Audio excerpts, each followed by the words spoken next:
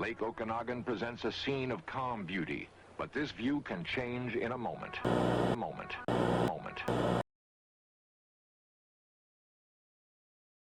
Deep beneath the still waters of Lake Okanagan lurks a creature that has haunted the region for centuries. It is a shadow beneath the surface, a serpent that defies explanation. Long before European settlers arrived in British Columbia, the Okanagan First Nations told stories of a powerful water spirit that inhabited the lake. It was a massive serpent-like being that demanded offerings in exchange for safe passage across its waters.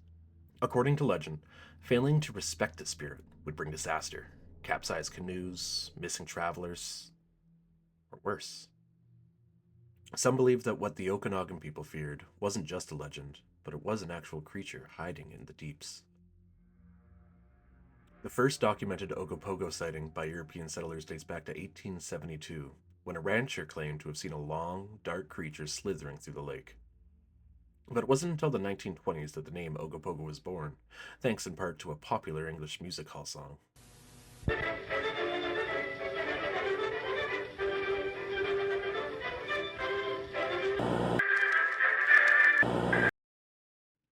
Over the decades, reports poured in. Fishermen, tourists, even police officers claimed to have witnessed something massive and unexplainable moving through the water.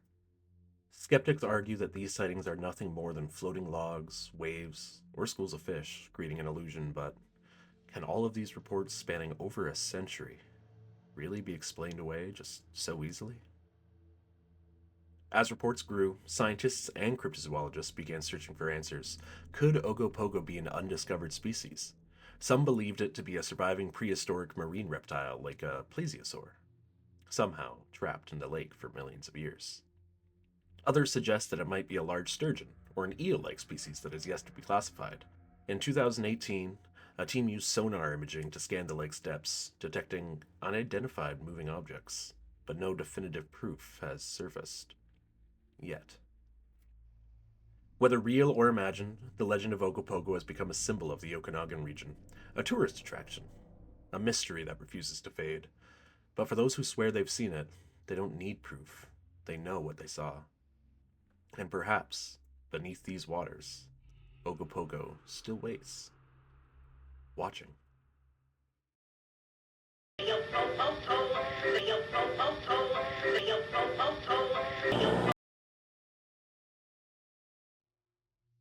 British Columbia is no stranger to monsters that live in the waters. So let us move west and away from the landlocked lakes and into the wider ocean. Along the Pacific Northwest, a creature stalks the waters just off the shores, the Cadborosaurus, or simply Caddy, as named by many affectionate locals, is named after Cadboro Bay in Victoria, British Columbia, Canada. Caddy is described as being between 30 and 70 feet long, with a narrow body and 4 webbed flippers. Some describe the head to be similar to a horse, while other accounts describe a more serpentine, rounded head, which starts around quickly.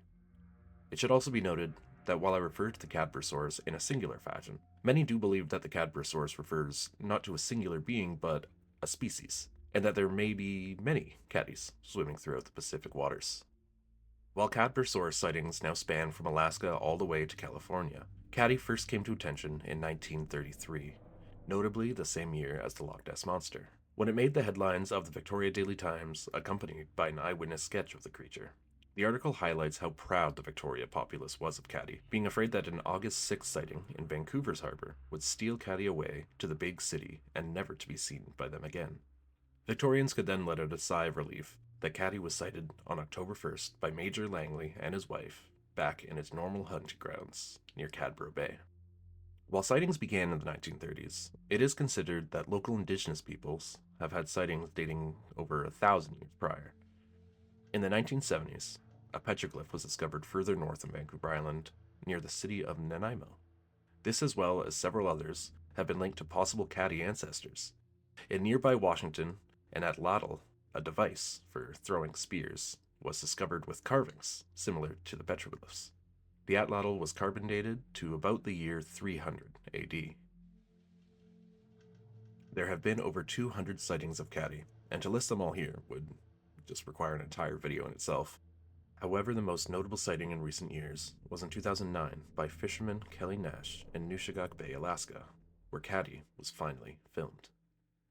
Last year, he shot this video of what looks like a sea monster. Okay, just keep watching. Now watch. Its head's gonna come out. Its head's gonna pop out. Check this out. Oh, it's blue. So those aren't sea lions. You've seen sea lions. Hell up. It's got humps that are... They're 20 to 30 feet long. They're long, skinny things. Oh, that is no. What the heck is that? This footage sparked a lot of controversy at the time. However, the Discovery Channel picked up the scent and set out on a hunt for Caddy. It is thought by skeptics that Caddy could be sea lions, all moving together, whereas they swam below the waves and resurfaced all at different times. It would resemble a sea serpent, moving through the water. There have also been many Caddy carcasses to wash up on the beaches, but all have been later identified as whale, shark, or seal carcasses. An important body found, known as the Naden carcass, named after Naden Harbor in Haida Gwaii, was found inside of a sperm whale's stomach in 1937. The Naden carcass was unfortunately lost during transit before it could be properly analyzed, so we can now only speculate if it was just another hoax or if we were that close to taking Caddy off of the list of cryptids. While it seems that Caddy is much more peaceful than the Ogopogo, having left people alone, no matter where you are on the Pacific coast, the risk of Caddy being just under you in the abyss is never zero. And are you prepared to come face to face with the creature and find out just how peaceful it really is?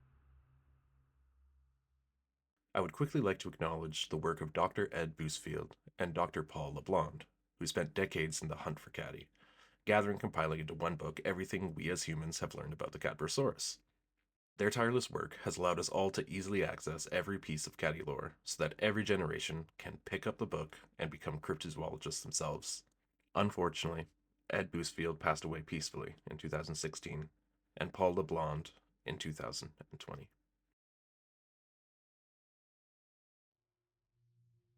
Let us travel now to the east coast of Canada. Deep into the heart of New Brunswick lies a lake, shrouded in mystery. Its waters are calm, but every so often, something disturbs the surface. Something enormous.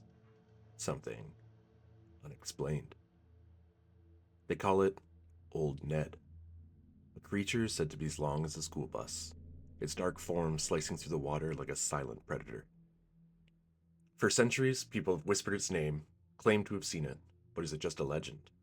Or could something truly lurk beneath these waters? The legend of Old Ned stretches back hundreds of years, long before European settlers arrived. The local Passamaquoddy and Wollastoqiyik First Nations spoke of a massive serpent-like creature that lived in the lake, occasionally surfacing to terrify those who ventured too close. When European settlers arrived in the late 1700s, they too began to report strange sightings. Unlike most lake monster legends, Old Ned was not just a one-time myth.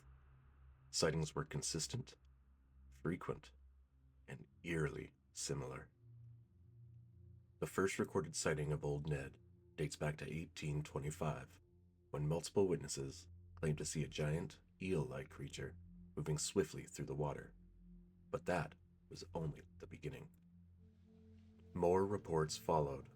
In 1867, sawmill workers claimed to see a giant monster thrashing about in the lake. These reports listed the creature as being about 30 feet long and 10 feet wide. Following the initial sightings, many more poured in, until eventually one reporter for the St. Croix Courier reported his own sighting of Old Ned. Shortly after, it was reported by Harper's Weekly that Old Ned had been killed in Passamaquoddy Bay, which is connected to Lake Utopia. While being named as a sea serpent, the creature was described as having a long dorsal fin and a flat tail, as well as dog-like legs.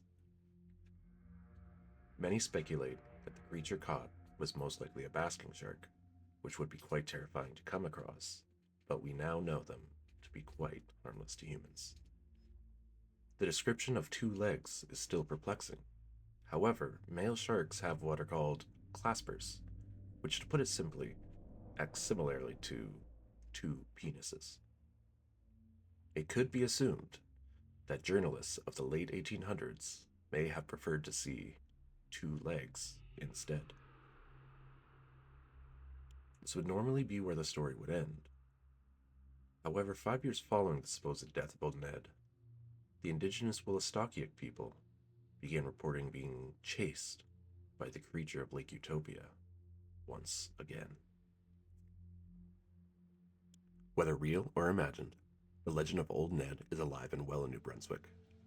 The town of St. George even celebrates its famous lake monster, drawing in tourists, cryptozoologists, and mystery seekers. And yet, the sightings continue. Some locals refuse to swim in the lake after dark, and fishermen still tell stories of something massive lurking beneath. Perhaps Old Ned isn't just a legend. Perhaps deep below, in the many underwater cave systems, Old Ned is still waiting to reappear. What do you think? Are these just legends of the past, tricks of the light, or something more? Let me know down below in the comments, and if you love mysteries from Canadian past, make sure to subscribe. And until next time, stay curious, but more importantly, stay cautious.